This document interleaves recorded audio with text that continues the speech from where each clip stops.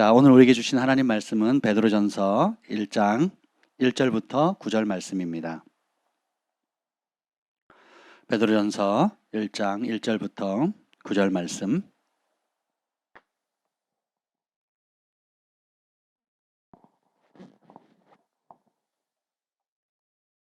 찾으셨습니까? 우리 한 절씩 교독하시겠습니다. 예수 그리스도의 사도 베드로는 본도, 갈라디아, 갑바도기아, 아시아와 비두니아에 흩어진 나그네, 곧 하나님 아버지의 미리 하심을 따라 성령이 거룩하게 하심으로 순종함과 예수 그리스도의 피뿌림을 얻기 위하여 택하심을 받은 자들에게 편지하노니 은혜와 평강이 너에게 더욱 많을지어다. 우리 주 예수 그리스도의 아버지 하나님을 찬송하리로다. 그의 많으신 긍휼대로 예수 그리스도를 죽은 자 가운데서 부활하게 하심으로 말미암아 우리를 거듭나게 하사 산 소망이 있게 하시며 썩지 않고 더럽지 않고 쇠하지 아니하는 유업을 있게 하시나니 곧 너희를 위하여 하늘에 간직하신 것이라. 너희는 말세에 나타나기로 예비하신 구원을 얻기 위하여 믿음으로 말미암아 하나님의 능력으로 보호하심을 받았느니라. 그러므로 너희가 이제 여러 가지 시험으로 말미암아 잠깐 근심하게 되지 않을 수 없으나 오히려 크게 기뻐하는도다. 너희 믿음의 확실함은 불로 연단하여도 없어질 금보다 더 귀하여 예수 그리스도께서 나타나실 때에 칭찬과 영광과 존귀를 얻게 할 것이니라. 예수를 너희가 보지 못하였으나 사랑하는도다. 이제도 보지 못하나 믿지 말할 수 없는 영광스러운 즐거움으로 기뻐하니 다 같이요. 믿음의 결국 곧 영혼의 구원을 받음이라. 아멘. 성령 하나님 환영합니다. 이 밤에 주님의 긍휼을 구합니다. 유심의 보혈로 우리를 생각과 또 이곳과 또 여러 상황들을 다 덮습니다. 주께로부터 나온 것으로만 가득 채워주시고 모든 주께로부터 나오지 않은 것들은 예수님의 이름으로 명하노니 떠나갈지어다. 주님의 은혜와 긍휼과 사랑으로 덮어주시옵소서. 여호와의 영이 나를 통해 말씀하시며 그 말씀이 내 혀에 있도다는 은혜를 구합니다. 너희가 나를 떠나서 아무것도 할 수 없다 하셨사오니 이 밤에 주의 은혜를 구합니다. 또한 두세 사람이 내 이름으로 모인 곳에 나도 그곳에 함께 하겠다는 약속의 말씀을 붙잡습니다. 우리가 이 밤에 사람의 이름으로 모인 것이 아니고 교회의 이름으로 모인 것이 아니라 예수님의 이름으로 모였사오니 주님 오셔서 한 사람 한 사람 만지시고 말씀하시고 역사해 주시옵소서. 실시간으로 함께 예배드리는 사모하는 모든 심령들 가운데 주님의 치유의 능력과 또 말씀하시는 주의 음성 듣게 하여 주옵소서. 예수님의 이름으로 기도합니다. 아멘. 하나님께서 여러분을 택하셨습니다. 오늘 말씀의 제목은 하나님께서 우리를 택하신 이유에 대해서 베드로전서를 통해서 좀 나누려고 합니다. 아침에 기도하는데 하나님께서 성령께서 제 안에 두 가지 말씀을 주셨어요. 그게 첫 번째가 뭐냐면 내가 너를 택했다 하셨어요. 그게 굉장히 찐하게 와닿더라고요. 내가 너를 택했노라. 이 땅에 태어난 것도 여러분의 노력으로 태어난 사람은 아무도 없습니다. 네, 하나님의 은혜입니다. 하나님께서 예레미야를 부르실 때 모태에 짓기도 전에 주님께서 이미 아셨다 그랬고 시편 139편에 다윗이 받은 계시가 뭡니까? 나의 앉고 일어섬을 아시고 멀리서도 내 생각을 아시고 그리고 내가 어떤 일을 결정하기도 전에 주님께서 이미 책에 다 기록하셨다 그랬잖아요. 그렇죠? 이 하나님의 전능하심, 전지하심에 대해서는 우리가 측량할 길이 없습니다. 이 영적인 세계, 또 성령의 세계, 계시의 세계들을 보면 논리와 이성과 과학을 뛰어넘습니다. 여러분 잘 이해하셔야 될 게 예수님을 믿는 사람은 현실과 사실을 부정하지 않습니다. 믿음이라는 이름으로 마땅히 해야 할 의무를 저버리거나 현실을 도피하거나 현실과 나하고 상관이 없는 것처럼 사는 삶이 아니에요. 우리 믿음의 사람은 사실을 따라 사는 삶이 아니라 진리를 따라 사는 삶이에요. 사실을 다 압니다. 근데 그 사실보다 더 높은 차원에 있는 하나님의 말씀 곧 진리를 따라 사는 삶이에요. 사실은 병들었어요. 진리는 예수님께서 2000년 전에 모든 병을 짊어지고 가신 겁니다. 그래서 그 병은 낫습니다. 현실은 가난해요. 근데 우리 주 예수 그리스도 안에서 모든 하늘의 신령한 복과 땅의 빈공한이 아니에요. 풍성한 복을 주시잖아요. 아멘. 그게 진리입니다. 아멘. 우리 여러분의 과거는 우리가 말하기도 싫고 어떤 부분은 생각하기도 싫은 영역들이 있어요. 그게 사실입니다. 나도 알고 가족도 알고 친구도 알고 내 주변에 있었다면 수많은 사람들이 그걸 알아요. 그걸 부인하면 그건 사람이 아니죠. 내가 범했던 실수들, 범죄들, 그리고 기억하고도 쉽지 않은 여러 상처들, 아픔들, 상처를 준 거, 상처를 받은 거, 또 어떤 부분은 치유되지 못해서 여전히 트라우마로 남아있는 여러 영역들, 이걸 부인할 수는 없어요. 그죠? 사실이고 현실이에요. 근데 우리는 거기에 묶여 사는 삶이 아니에요. 예수님께서 십자가에서 내가 다 이루었다 그러셨거든요. 용서받지 못할 죄가 없다 그랬어요. 누구든지 예외가 있어 없어요. 누구든지 그리스도 안에 있으면 새로운 피조물이라 그랬어요. brand new one. 남이 쓰다가 개봉한 당근에서 산 중고 물품이 아니고 아주 새 거예요, 새 거예요. 전혀 다른 새로운 차원의 누구든지 그리스도 안에 있으면 새로운 피조물이라 이전 것은 지나갔으니 보라 새롭게 내가 만물을 새롭게 하노라. 그러니까 주님이 여러분을 새롭게 하셨다 그러면 새롭게 하신 존재로 보셔야 돼요. 이게 진리를 따라 사는 삶이에요. 근데 사람들은 그렇게 봐줘요, 안 봐줘요? 내 감정은 내가 내 껍데기, 내 거울 앞에 서면 그게 보입니까? 안 보입니까? 잘 안 보이죠? 그래서 우리가 전하는 복음은 믿음의 책이에요. 믿음의 복음이에요. 그 말은 뭐예요? 이 약속의 말씀, 약속하신 하나님의 약속의 말씀을 믿을 때 그 믿음의 능력을 맛볼 수 있다는 거예요. 믿음을 작동시키지 않으면 치유도 없습니다. 믿음을 작동시키지 않으면 용서도 없어요. 믿음을 작동시키지 않으면 구원도 없습니다. 믿음을 작동시키지 않으면 하나님의 은혜를 받을 수도 없어요. 누릴 수도 없어요. 믿음을 작동시키지 않으면 기쁨도 감사도 평강도 다 원수 마귀에게 빼앗기는 겁니다. 그래서 믿음은 하나님의 세계 천국을 여는 마스터키예요. 아멘. 그래서 이 믿음의 결국은 영혼 구원이라고 그랬거든요. 오늘 아침에 기도하는데 하나님께서 내가 너를 선택했다는 말씀을 주시더라고요. 제가 오늘 이 모임을 놓고 기도했거든요. 제가 김 목사님한테 제발 아니 이 모임을 만들어 놓고 왜 나한테 떠넘기냐고 다 하시라고 제가 여러 번 얘기했거든요. 예, 근데 안 된대요. 그럼 어떻게 해요? 해야지. 그래서 기도했죠. 기도했더니 주님께서 아침에 그 말씀을 주는데 제가 이 말씀이 뭐 제 개인적으로도 굉장히 힘이 되는 말씀이고 또 뭐랄까 내가 우연히 교회 온 것도 아니고 갈 데 없어 온 게 아니잖아요. 하나님이 부르셨어요.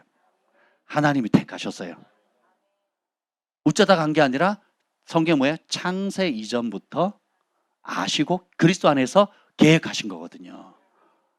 예전에 미국의 그 유명한 밥존 선지자가 그런 주님께서 그걸 보여주세요. 이 마지막 때 되어질 일들에 대해서 보여주시면서 하는 얘기가 주님께서 어디를 파보라 그랬어요.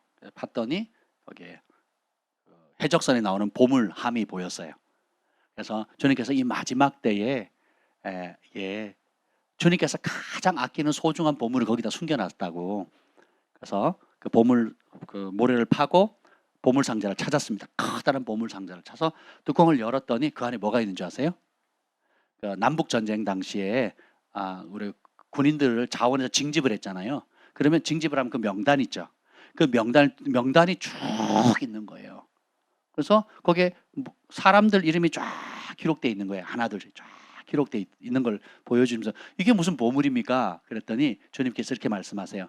내가 창세 이래로 지금까지 수많은 영혼들을 아담과 하와 이후에 노아를 불렀고 에녹을 불렀고 그 다음에 모세를 세웠고 엘리야를 세웠고 그 다음에 각 시대마다 하나님께서 정말 믿음의 영웅들을 아름답게 세우셨잖아요. 그런데 내가 재림하기 전에 내가 해야 될 나의 영광을 나타낼 정말 멋진 나의 백성들, 나의 군대들을 지금까지 역사상 있어왔던 수많은 아름다운 사람이 있지만 가장 소중한 사람을 이 마지막 때를 위해서 남겨뒀다는 거예요. 그래서 그 사람들의 명단을 기록한 것을 보여주시더는 거예요. 그것이 여러분입니다. 안 믿으면 말고. 이걸 믿음으로 취하는 사람은요 그렇게 쓰임받습니다. 예수님 시대에 그렇게 놀라운 기적, 전무후무한 기적, 메시아가 왔다 왕들도 떨 정도로 했지만 논밭 갈고 과수원 일하고 사업하느라 무역하러 다니고 애 키우느라고 애 돌보느라고 교육하느라고 국영수 가르치느라고 예수님 신경 안 쓰는 사람 수두룩했다고요. 그리고 국영삼 한번 갔다가 어이구 치유하네, 놀랍긴 하네. 근데 내 인생을 걸 만큼 그런 분은 아니네. 내가 원하는 것을 얻을 수 없겠네. 저분 따라다니면 돈은 못 벌겠네 하고 떨어진 사람 수두룩하다고요. 요한복음 보면 내 살을 먹어야 되고 내 피를 마셔야 된다 그랬더니 제자들이 다 따라가 버린 거예요.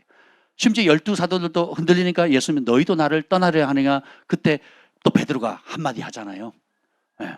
생명의 말씀이 여기 있는데 내가 어디로 가리까. 이 결정타를 베드로가 날려요. 그러니까 나머지 11명이 도망가려다가 베드로 때문에 가면 안 되겠구나. 분위기 파악을 한 거죠. 근데 그때 이후로 다시 안 다녔다라 그랬거든요. 우리가 생각하는 메시아, 우리가 생각하는 하나님, 예수님과 정말 진짜 예수님의 모습이 너무너무 다른 거예요. 그러니까 2000년 전에 예수님이 육신의 몸을 입고 이 땅에 오셨음에도 불구하고 대다수의 압도적인 사람은 돈 안 된다는 거예요. 그리고 치러야 될 대가가 너무 많다는 거예요. 어떻게 호산나 다윗의 왕이여 하고 막 환호를 했던 사람들 일주일도 안 돼가지고 침 뱉고 돌로 던지고 십자가에 매달아라 그리고 강도를 살리고 그 죄 하나 짓지 않은 그 놀라운 분들을 죽이라고 선동당할 수 있겠습니까? 십자가 달려있으니까 네가 메시아 한번 내려와봐라 하고 조롱하는 그 일에 동조하겠습니까? 왜 그럴까요? 우리 인간의 본성은 그런 존재라는 거예요. 그렇게 연약한 존재라는 겁니다. 그래서 우리는 주님 없이는 아무것도 아닌 존재예요. 그래서 주님께서 주시는 그 부르심을 깨닫고 믿게 될 때에, 그래서 주님께서 내가 마지막 때에 믿는 자를 보겠느냐 그랬거든요. 오늘 베드로도 우리를 이렇게 표현합니다. 1장 21절 읽어봅시다. 1장 20절 21절 읽겠습니다. 1장 20절 21절 시작. 그는 창세전부터 미리 알린 바 되시니나 이 말세에 너희를 위하여 나타내신 바 되었으니. 아멘. 예수님은 창세전부터 미리 알린 바 되셨고 하나님이 계획하셨다는 거예요. 우리도 창세전부터 이미 부름 받았습니다. 에베소서에 보면 명확하게 나와 있어요. 이 말세에, 이 마지막 때 예수님이 누구를 위해서 나타나셨대요? 우리를 위해서 나타나신 거예요. 21절. 너희는 그를 죽은 자 가운데서 살리시고 영광을 주신 하나님을 그리스도로 말미암아 믿는 자니. 아멘. 우리의 정체성을 명확하게 말해요. 우리가 태어난 목적, 우리가 누구인지, 진짜 우리의 모습이 뭐라고 말합니까? 너희는 그를 죽은 자, 예수님을 죽은 자 가운데 살리시고 영광을 주신 하나님을 그리스도 예수님으로 말미암아 믿는 자다라는 거예요. 우리는 누구를 믿는 사람? 하나님을 믿는 사람이에요. 그 하나님을 누굴 통해서 알 수 있어요? 예수 그리스도를 통해서 알 수 있다는 거예요. 다른 길이 있다 없다? 없다라는 거예요. 그래서 예수님을 본 사람은 하나님을 본 겁니다. 예수님의 말씀이 하나님의 말씀이에요. 그래서 보이지 않는 하나님이 가시적으로 드러난, 우리의 수준으로 낮아지셔서 우리가 이해할 수 있도록 나타나신 분이 예수님이에요. 근데 그 예수님을 누리는 열쇠가 뭐예요? 믿음을 작동시키는 겁니다. 오늘 1장 2절 말씀 한번 읽어보겠습니다. 시작.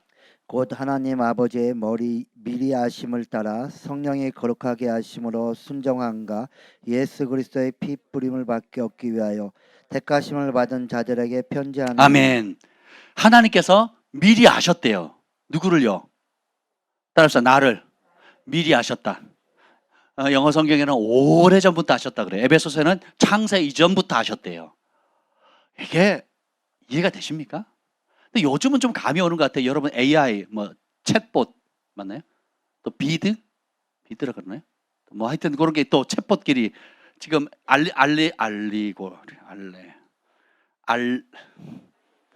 알고리즘 말도 어려워. 논문도 써달라면 다 써주고요. 프레젠테이션 하라 그러면 다 하고요. 한국의 역사를 500자로 줄여봐라 그러면 딱 줄여줘요. 다 합니다. 다. 인터넷상에 떠도는 모든 유무형의 정보들을 다 섭렵해요. 다 섭렵. 그래서 가장 적합한 답을 할 수 있도록 구체적으로 질문할수록 구체적으로 답을 해주는 거예요. 누가? 컴퓨터가. 그걸 누가 만들었어요? 사람 한 개인이 정보를 모집하거나 이해하는 것보다 사람이 만든 그 하여튼 뭐라 그래? GPT. 어려워. 한국 사람이 만들었으면 이렇게 안 만들었을 거 아니에요. 챗 GPT. 보세요. 우리 한국 사람들이 다 머리를 모아도 감당하지 못할 분량의 정보들을 그 챗 GPT가 그냥 해내거든요. 사람이 만들었잖아요. 그죠? 그러면 우리 이런 사람을 만드신 하나님의 능력은 얼마나 크겠습니까? 조금만 우리가 마음의 문을 열고 생각하면요, 우리 하나님의 지혜, 그 광대함은 이루 말할 수 없거든요. 아멘. 그것도 믿음을 작동시킬 때만 보여지는 거예요. 믿음의 눈이 작동되지 않으면 그냥 신화적인 거고 나하고 아무 관계가 없는 겁니다. 그래서 믿음이 없이는 하나님을 기쁘시게 하지 못하나니, 믿음이 없이는 하나님을 기쁘시게 하는 것 자체가 불가능하더래요. 근데 반대로 하나님께 나아가는 자는 반드시 그가 계신 것과 그가 자기를 찾는 자에게 상 주시는 이심을 믿음으로 시작해서 믿음으로 끝나요. 유명한 선지자가 주님 앞에 나아갔는데 각 나라의 왕들과 다양한 사람들이 하나님 앞에 예수님께 선물을 드리는데 그 선물이 뭔지 아세요? 모든 만물을 다 가지신 분이 선물이 필요해요, 안 필요해요? 없잖아요. 근데 그 선물을 받는데 그 선물이 뭔지 아세요? 성령의 9가지 열매예요. 사랑, 희락, 화평, 온유, 자비, 양성, 충성과 절제, 뭐 이런 성령의 열매들을 하나하나 드리는데 그게 신의 성품이거든요. 예전에는 제가 어릴 때는 흑백 TV가 저희 경남 의령군 6억면 신선항 807번지에 마을에 한 대 있었어요. 그 다리 달려가지고 문 드르륵 드르륵 하는, 그죠? 그때는 그거 보려고요. 그 방송도 낮에는 안 했어요. 저녁 몇 시부터 딱 몇 시까지. 예, 딱 그렇게 방송을 했단 말이죠. 그게 짱가 보려고. 웃는 분은 나이 드셨다 이런 뜻이에요. 안 웃는 사람은 사람이 아니에요. 쉰 세대잖아요. 쉰 세대. 보세요. 그때 그거 보려고 밥도 안 먹고 밥 굶으면서 그 짱가 보려고 막 또 주일날 아침에는 또 캔디 보려고. 캔디가 먹는 캔디가 아니에요. 울면 안 돼, 울면 안 돼. 외로워도 슬퍼도 나는 안 울어. 네, 저는 그런 세대거든요. 그것 때문에 교회도 못 가고 그거 본다고. 네. 보세요. 근데 지금 시대, 그때는 그게 너무 귀했고 동네 사람들이 그거 무슨 축구 대회나 무슨 행사를 하면 막 다 모였잖아요. 그 마당에 다 모여가지고 응원하고 막 보고 뭐 그랬었다면, 마을에 TV가 한 대 있으니까. 우리 서울 사람들 잘 이해를 못 하실 거예요. 지금 세대 사람들이 이해를 못 할 겁니다. 근데 보세요. 지금은 너무 흔해져 버렸죠. 그 흑백 TV 뭐죠? 이렇게 쳐다도 안 봅니다. 천국에 가면, 주님 앞에 서면 지금 우리가 수고하는 모든 것들이 그대로 가치가 있을까요? 여러분이 지금 다니는 직장에서 이런 성과, 사업에서 이런 만들어 놓은 무엇, 또 지금 여러분들이 막 바둥바둥하면서 이거 아니면 죽을 것처럼 하는, 힘쓰고 애쓰고 시간 보내고 그 때문에 잠 못 자고 그 때문에 기뻐하고 막 이런 모든 것들이 지금 그 가치 있다고 하는 것이 주님 앞에 섰을 때도 가치가 있을까요? 여러분을 지으시고 여러분을 이 땅에 파송하시고 내가 너를 택한 이유가 있을 거 아니에요. 그렇죠? 지금 이거 없으면 죽을 것 같다고 하는 그 고민하는 문제, 기도 제목이 주님 앞에서도 영원한 가치가, 참 가치가 있는 고민인가요? 진리를 모르니까 쓰잘데기 없는 것에 스트레스를 받는 거예요. 그리고 진짜 영원한 것에 대해서는 관심이 없는 겁니다. 부부싸움 왜 합니까? 쓰잘데기 없는 거거든요. 왜 내 마음 안 알아주냐 이거예요. 하나님 앞 왜 투덜거립니까? 쓰잘데기 없는 거 가지고 그거 없으면 죽을 것처럼, 그거 없으면 나는 망할 것처럼, 또 그거 있으면 다 행복할 것처럼, 만족할 것처럼 착각하는 거거든요. 그래서 진리를 알면 자유케 되는데 진리를 모르면, 봅시다. 24절 읽겠습니다. 시작. 그러므로 모든 육체는 풀과 같고 그 모든 영광은 풀의 꽃과 같으니 풀은 마르고 꽃은 떨어지되. 모든 육체 풀과 같고, 우리 이 땅을 살아가면서 이런 모든 영광들, 제가 머리털 나고 처음으로 장학금 받았을 때 기분이 얼마나 좋았을까요? 째지는 거죠. 기분 째지지 않겠습니까? 대학 들어갔을 때 기분 째지는 거죠. 장학금 신청했는데 또 되는 거예요. 째지는 거예요. 합격했을 때 째집니다. 우리 김 목사님 만나서 결혼 승낙을 받고 결혼에 꼬리를 했을 때 아내는 울었지만 저는 기분 째졌거든요.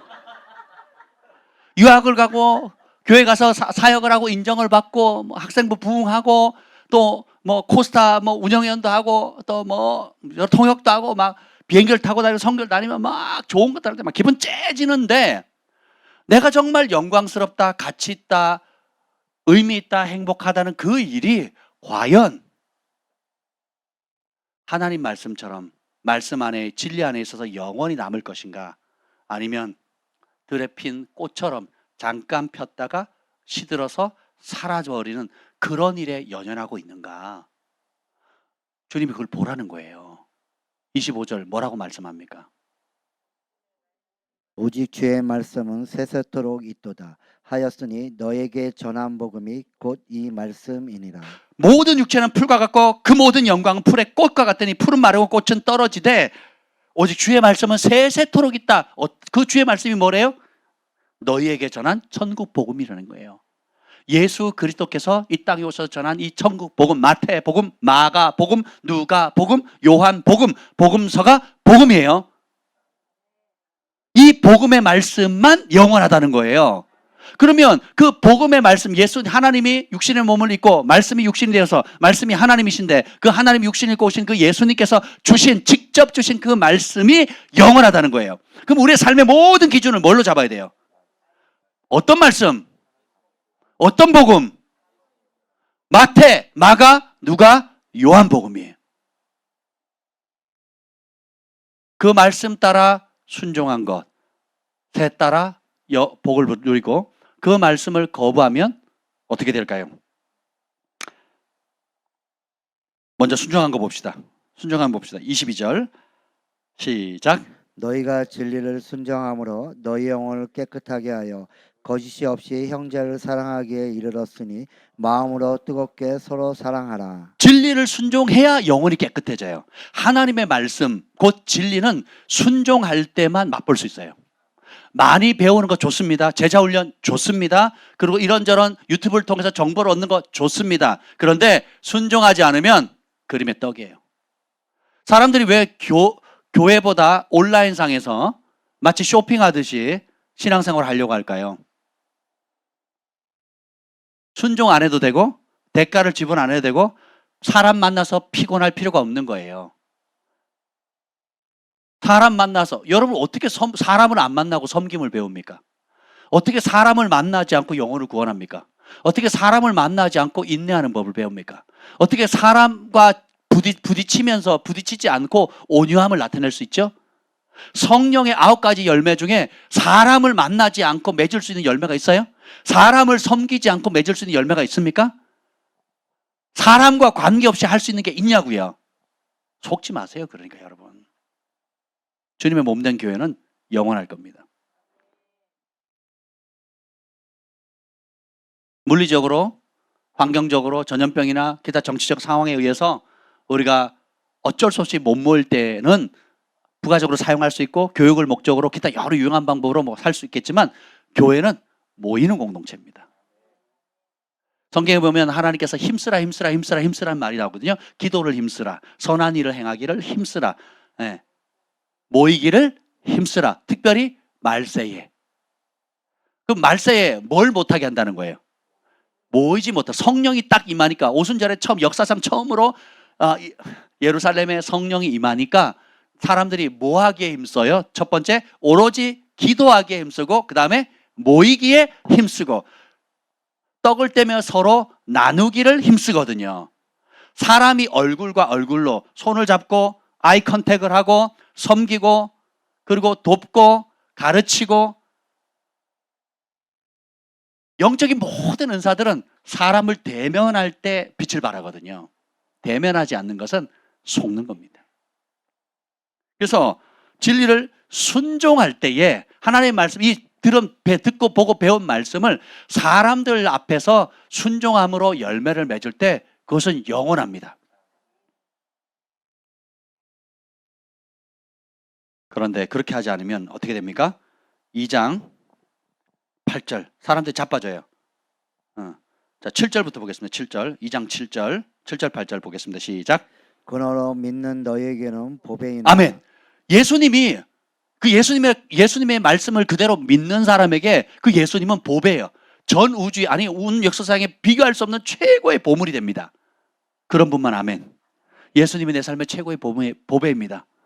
이사야서 33장 6절에 보면 여호와를 경외하는 것이 나의 보배니라, 너희의 보배니라 이렇게 생각하거든요. 하나님을 경외하는 것이 최고의 보물이라는 것을 아는 사람이 복됩니다. 예수님의 가치, 예수님을 따르는 것, 그분의 음성을 듣는 것, 그분께 순종하는 것이 우리 삶의 최고의 보배라는 걸 아는 사람이 행복자예요. 그러면 그것을 믿는 사람에게는 보배가 되지만 믿지 아니하는 자는 어떻게 됩니까? 건축자들이 버린 그 돌이 모퉁이의 머리돌이. 그러니까 믿지 않는 사람들은 버린 돌일처럼 취급하는 거예요. 예수 믿는 거 쓸모없다는 거예요. 교회 다니는 거 쓸모없다라는 거예요. 말씀 따라 순종하는 거, 대가 지불하는 거 쓸모없다라는 거예요. 당장 내가 돈 버는 게 중요하고 당장 내가 하고 싶은 대로 마음대로 욕심 따라 사는 게 더 좋은 거지. 그래서 그 예수님을 믿는 거, 신앙생활 하는 것 자체가 아무 쓰잘데기 없는 헛짓이다라고 세상의 영은 가르치거든요. 그러니까 버려버리죠. 근데 주님께서 그 버린 돌을 어떻게 해요? 모퉁이 돌로 만드는 거예요. 8절. 또한 부딪히는 돌과 걸려 넘어지게 하는 바위가 되었다 하였느니라. 그들이 말씀을 순정하지 아니하므로 넘어지나니 이는 그들을 이렇게 정하신 것이라. 하나님이 정하신 게 있어요. 진리를 순종하면 영혼이 깨끗해집니다. 그리고 진리의 말씀의 핵심인 하나님을 사랑하고 이웃을 내 몸처럼 사랑하는, 피자 뜨겁게 사랑하는 그 길로 가게 돼요. 사랑은 대면하지 않고 할 수가 없습니다. 여러분이 진짜 뭔가를 사랑하면 세 가지를 해야 된다고 제가 강조하죠. 시간을 들여야 되고, 몸이 가야 되고, 물질이 가야 됩니다. 내가 뭔가를 사랑하는데, 어떤 일이든 사람이든 사랑하는데 시간이 안 간다? 사랑하지 않는 거예요. 착각하지 마세요. 여러분 절친한 친구들, 여러분이 진짜 아끼고, 운동도 마찬가지예요. 돈 버는 것도 마찬가지입니다. 무슨 교육을 받는 것도 마찬가지예요. 사랑하면 몸이 가요, 시간이 가요, 물질이 아깝지 않아요. 이 세 가지는 삼겹살처럼 따라다니는 겁니다. 여러분 진짜 하나님을 사랑하면 몸이 가요. 그리고 하나님 만나는 시간을 드립니다. 예, 그리고 그 가치를 알기 때문에 여러분 돈을 왜 벌어요? 쓰려고. 아멘. 할렐루야. 아멘. 이따 봐요. 쓸 일이 많아요 제가 지금. 부모가 쎄 빠지게 돈 버는 이유가 뭡니까? 자식들한테 아끼려고 하는 게 아니잖아요. 자식들 왜 딴 데 안 쓰고 자식들한테 쓸까요? 사랑하니까. 돈을 쎄 빠지게 버는 이유가 뭐예요? 내가 가치 있다고 생각하는 그 일에 쓰는 즐거움이 있거든요. 나는 굶었지만 내가 열심히 벌어서 내가 사랑하는 아들, 딸은 굶기지 않으리라. 나는 허름한 음식, 몸에 안 좋은 음식 먹어서 어쩔 수 없이 자랐지만, 풀뿌리 음식 먹고 자랐지만 내 아들, 딸들은 좋은 음식, 고기 먹으면서 우아하게 먹도록 하겠다. 그래서 우리 부모들이 쎄 빠지게 일하잖아요. 그렇지 않습니까? 아이가 아파요. 수술을 받아야 되는데요. 2천만 원, 3천만 원이 든대요. 돈이 없어요. 그럼 어떻게 해요? 전세금 빼는 거예요. 아니면 집을 팔든지 아니면 지인들한테 찾아다니면서 제발 도와달라고 합니다. 왜요? 사랑하면 시간이 가고 몸이 가고 물질이 아깝지가 않아요.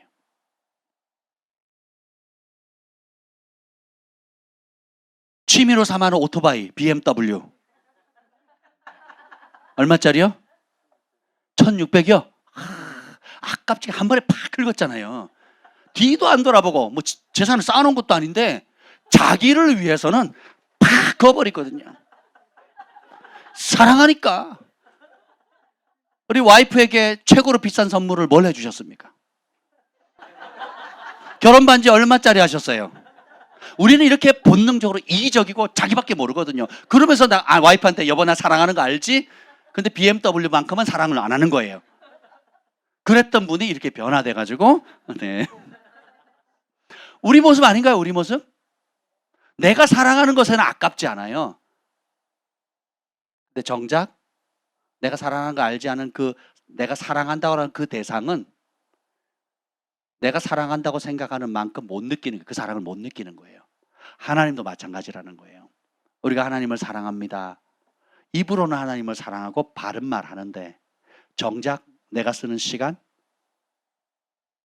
내 몸, 그리고 내가 소중히 여길 하나님께서 주신 여러 가지 축복의 재정들과 유명의 재산과 재능과 달란트는 하나님을 향해서는 인색하거든요. 아침에 기도하는데 내가 성령의 음성을 들었어요. 오늘 아침에 너무 행복했어요. 읽어드려요? 귀 있는 자는 듣기를 축복합니다. 잘 들으세요. 극적인 헌신은 극적인 결과로 돌아온단다.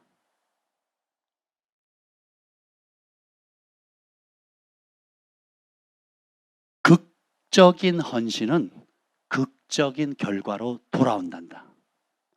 사실 이렇게 들었어요. 극단적인 헌신은 극단적인 극단적인 헌신은 극적인 열매로 돌아온다는 거예요.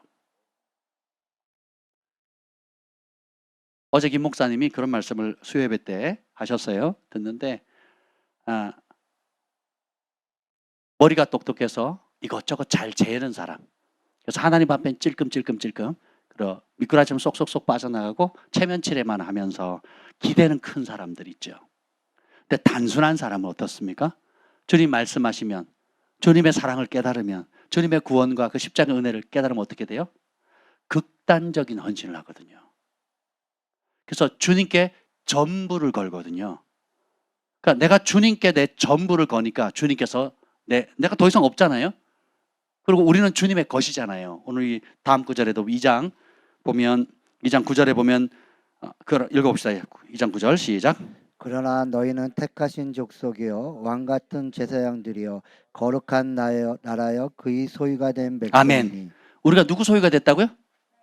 하나님의 소유가 됐어요. 그러니까 걱정할 필요 있어요, 없어요? 그러니까 그걸 알면, 그 십자가에서 나를 구원하신 그 사실만 알면 부분을 들여서 주님을 사랑할 수가 없어요. 주님이 우리에게 부분을 주셨어요, 전부를 주셨어요. 그 사실만 알면 주님이 우리에게 주신 게 커요, 아니면 우리가 주님 앞에 드릴 수 있는 게 커요? 우리는 그 은혜를 갚을 길이 없습니다. 자신을 향해서는 좋은 거, 귀한 거, 비싼 거, 최고의 것을 추구하는데 하나님과 몸된 교회와 주님의 나라와 주의 백성들을 위해서는 쓰던 거, 그리고 쓸모없는 거, 중고, 그리고 뭐예요? 인색함, 그리고 계산하고, 그것도 믿음입니다. 왜 어떤 사람은 미련하리만큼 전부를 걸까요? 가치를 발견했거든요. 그리고 어떻게 해요? 진짜 사랑하거든요. 진짜 사랑하면 아깝지 않습니다. 근데 어떤 사람은 계산이 빨라요. 가룟 유다처럼. 그래서 체면치레하고, 여러분은 뭐 뒷조사를 누가 다 합니까? 관동 형제님이 가지고 있는 자산이 얼마인지 누가 알겠어요. 그죠? 예, 시골에 땅 유산 받아놓은 거랑 또 와이프 명의로 되어 있는 무엇이랑 또 아들들에게 주려고 남겨놓은 무엇을 있다는 걸 누가 알겠습니까? 뭐 저 말고는. 아무도 몰라요. 아무도 몰라요. 근데 누가 아세요? 하나님 아시거든요. 7 귀신 들렸던 막달라 마리아가 향유를 깨뜨리잖아요. 결혼지 잔금을 깨뜨리고, 사람들은 왜 낭비하느냐 그러죠. 근데 주님은 가만둬라. 저가 나에게 좋은 일을 한다. 근데 예수님께 좋은 일이에요. 거기서 멈추지 않아요. 이 천국 복음이 온 세상에 전파될 건데 그저 끝이 온다 그랬잖아요. 마태복음 24장 14절에 이 천국 복음이 전파되어지는 곳마다 이 여인의 행실이 같이 전파되어진대요. 잘 들으셔야 돼요. 예수님의 천국 복음 외에는 구원받을 길이 있어요, 없어요? 없습니다. 그럼 이 구원의 복음을 온 세계 열방에 전파되어야 하리니 그제야 끝이 오리라 라고 마태복음 24장 14절에 기록하고 있죠. 그러면 이 천국 복음은 결국은 온 세상 모든 민족, 모든 나라, 모든 방언, 모든 족속, 모든 언어에 전파되어지고 있고 지금 거의 완성되고 있습니다. 근데 이 천국 복음이 전파되어지는 곳마다 같이 따라가는 건 베드로의 믿음이 아니었어요. 이 천국 복음이 전파될 때마다 같이 따라가는 것은 백부장의 믿음이 아니거든요. 이 천국 복음이 전파될 때마다 같이 따라가 반드시 전에 회자돼야 될 말은 뭐예요? 막달라 마리아가 7 귀신 들렸다가 예수 면으로 자유케 되었을 때 그가 어떠한 사랑으로 보답했는지, 전부를 주신, 복음의 핵심은 십자가와 부활이잖아요. 다시 오시는 예수님이잖아요. 십자가 뭡니까? 전부를 주신 하나님의 사랑이잖아요. 아버지의 사랑이잖아요. 아들의 희생이잖아요. 그 복음을 받아들이면 누구처럼 반응해야 된다고? 막달라 마리아처럼 반응해야 된다는 거예요. 이게 진짜 복음을 받아들인 사람의 정상적인, 지극히 정상적인 반응입니다. 그래서 예수님께서 명령하세요. 나의 이 천국 복음이 전파되어지는 곳마다 막달라 마리아가 그 절망에서 건져냈을 때 혜택만 받고 전부 다 돌아가거나 심지어는 그 가룟 유다처럼 예수님을 이용해 먹고 팔아버린 배신자도 있지만 제자들도 못했던 그 일을 막달라 마리아는 먼저 알아보죠. 그래서 어떻게 자기가 가지고 있는 전부를 모아서 향유를 깨트립니다. 깨트리면 수습이 돼야 안 돼요. 끝난 거예요. 하나님께 드리면 그것에 대해서 현대교회는 왈가왈부하죠. 이래라 저래라 평가하고 어떻게 썼냐 묻고 막 별쇼를 다 하죠. 그렇죠? 그렇죠? 여론 만들고 다수 의견에 의해서 뭘 하자 그러죠. 막달라 마리아는 그렇게 합니까? 하나님께 드리면 어떻게 돼요? 깨버린 거예요. 근데 그 향기는 예수님을 다 덮고 그 방을 다 덮고 그리고 그가 한 그 아름다운 사랑의 헌신은 2000년 전부터 시작해서 2000년이 지난 오늘 2023년을 살아가는 오늘 우리에게까지 회자되어지고 있고 그리고 주님이 다시 오시는 그날까지도 복음이 전파되어지는 이 구원의 복음, 천국 복음이 전파되는 것마다 그 여인의 사랑의 헌신이 회자될 것이고 천국에 가서도 회자됩니다. 영원히 회자되거든요. 왜요? 풀은 마르고 모든 육체가 한 일들은 풀과 같고 모든 육체가 만들어낸 영광들, 이 땅을 살아가면서 받았던 모든 영광들은 풀의 꽃과 같이 다 훅 불면 싹 사그러져 버리거든요. 근데 주님의 말씀은 영원하다 그랬죠. 근데 그 말씀대로 순종하고 헌신한 사람들의 사랑, 성령으로 맺은 아름다운 열매들은 영원히 회자되는 거예요. 이 땅에서 우리가 가치가 있다고 하는 것이 천국에 가면 여전히 가치가 있는 것인지 물어보셔야 돼요. 반대로 내가 사람 눈에 띄지는 않지만 내가 지금 하는 수고, 눈물의 기도, 중보, 그리고 이름 없이 빛도 없이 행하는 모든 이런 섬김들이 정말 주님을 사랑하기 때문에 다른 사람이 알아줄 필요가 없는 거죠. 정말 그 영혼들을 사랑하기 때문에 다른 사람에게 인정받을 필요가 없는 거죠. 그렇게 한 모든 것들을 어떻게 해요? 주님께서 다 기록하세요. 말라기 3장에 보면 여호와를 경외하는 자들 피차 말하매 하나님께서 그것을 다 기록하셨다 그랬잖아요. 경외하는 자가 하나님을 경외함으로 계획하는 모든 것들, 생각하는 모든 것들 주님께서 받으시고 도우시고 열매 맺게 하시고 그 상급으로 영원한 나라를 유업으로 받도록 하신다는 겁니다. 놀랍지 않습니까? 우리 하나님 너무 신비하지 않은가요? 아멘. 그래서 아침에 제가 말씀을 드려요. 극단적인 헌신은 극적인 결과로 돌아온단다. 이 말씀을 들으실 분은 들으시기를 예수님으로 축복합니다. 가난의 영에 쩌들어 사는 사람 참 많아요. 자기를 위해서는 부유한데 남을 위해서 혹은 하나님을 위해서는 무지 인색합니다. 자기를 위해서 다 썼기 때문에 또 자기만 생각하기 때문에 다른 사람을 돌아볼 여력이 없고 자신을 부르신, 자기를 선택하신 하나님의 뜻과 그 뜻에 순종하기에는 너무 여력이, 시간도 없는 거예요. 이미 나를 위해서 다 시간을 썼고 물질도 없어요. 하나님 복을 줘서 물질을 줬는데 내가 BMW 사느라고 다 써가지고 아내나 우리 주원이 일주일 용돈도 줄 수 없을 만큼 그렇게 어렵게 만들고도 나는 주원아 아빠가 사랑하는 거 알지? 여보 내가 사랑하는 거 알죠? 이렇게 하셨잖아요. 그죠? 그럼 뭐예요? 이게 우리가 하나님 앞에 그런 태도로 우리 형제님만 그런 게 아니라 저나 진리의 빛이 오기 전까지는 우리는 다 그런 삶을 살고 있거든요. 나에게는 부유한데 정작 내가 진짜 사랑하는 내 아내, 내가 진짜 사랑하는 내 아들, 딸들에게조차도 그렇게 내가 사랑한다고 생각하는 것처럼 현실로 사랑하지 않고 있는 것조차도 모르고 산다고요. 이해가 되세요? 우리가 얼마만큼 내가 가지고 있어야 만족하고 안정감을 누리겠습니까? 끝이 없거든요. 요것만 있으면 만족할까라고 하지만 정작 하나님 그걸 응답해주면 그 수준에 맞는 사람들보다 더 다른 수준의 사람들과 삶이 보이거든요. 그러니까 어떻게 또 요구하게 되는 겁니다. 저희가 캐나다에서 왔을 때는 그냥 가족들에게 할 수 있는 지하 단칸방이라도 얻을 수 있도록 단돈 1,000만 원만 제1금융권에서 빌릴 수만 있어도 행복하다 그랬거든요. 근데 지금은요, 하나님께서 정말 많이 복을 주셨거든요. 여러모로 복을 주셨는데 우리의 사람의 눈은 만족감이 있다 없다? 없어요. 이 입도 혀도 먹는 거, 먹방이 왜 그렇게 인기가 있습니까? 끝도 없는 욕구를 자극하거든요. 인터넷에 여러 가지 범죄들이나 막 여러 종류의 중독들은 왜 그렇습니까? 그러니까 육체 욕구는 끝도 없거든요. 그래서 성경은 경고하고 있어요. 2장 11절 시작. 사랑하는 자들아 거류민과 나그네 같은 너희를 권하노니 영혼을 거슬러 싸우는 육체의 정력을 제어하라. 우리의 정체성을 말합니다. 거류민이고 나그네예요. 그러니까 잠깐 있다가 지나가는 사람이에요. 순례자라는 거거든요.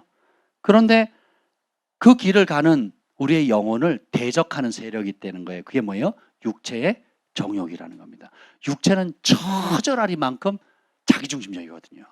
우리 육신의 욕구는 내가 배불러야 되고 내가 편해야 되고 내가 뽀대가 나야 되고 내가 인정받아야 되고 내 욕구를 풀어내야 되고. 근데 성령을 받으면 나는 날마다 죽노라.